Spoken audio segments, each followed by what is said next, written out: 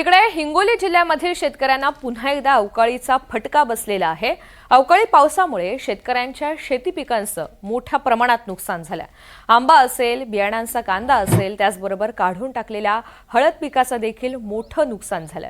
हिंगोलीमधील शेतकऱ्यांकडून सध्या हळद शिजवण्याची कामं सुरू असून ही कामं देखील अवकाळी पावसानं ठप्प झाली आहेत।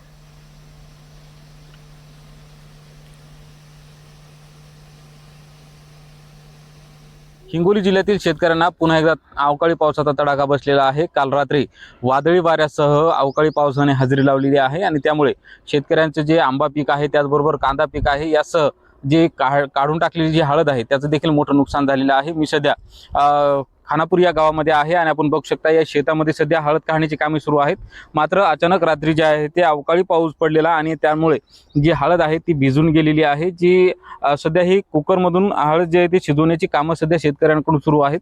मात्र जी वाळू घातलेली हळद आहे ती सुद्धा खराब झालेली आहे आणि जी कामं आहेत ते सुद्धा ठप्प झालेली आहेत। आपण बघू शकता हे जे आहे ते पावसामुळे संपूर्ण लाकडं देखील वल्ले झालेले आहेत आणि त्यामुळे हे जे वखळण्याची कामं आहेत ती सुद्धा बंद असल्याचं दिसून येत आहे। आपल्यासोबत शेतकरी आहेत।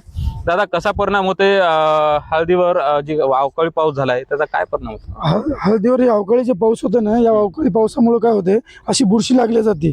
हळदीला जे लागलेली नाही ही अशी बुरशी लागली जाते, त्याच्यामुळे हळदीचा ढीग खराब होते।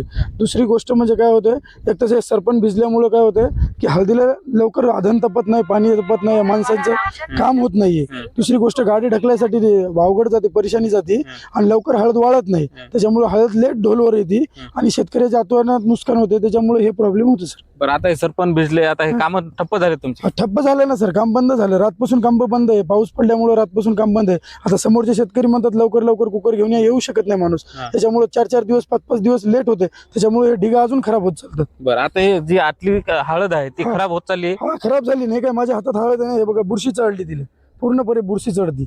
अशी बुरशी चढल्यामुळे हळद काय होती, हिजीत होऊन जाते, खराब होऊन जाते। बरं, आपण बघतोय की ही जी हळद आहे शेतकऱ्याची, मी कॅमेरामॅनला विनंती करेन, ही हळद जी आहे ती बुरशी चढलेली आहे आणि या काळे डंक सुद्धा पडत आहेत। त्यामुळे शेतकऱ्यांचं जे पीक आहे, हातातोंडाशी आलेलं पीक आहे, ते अवकाळी हिरावून घेत असले दिसून येत आहे।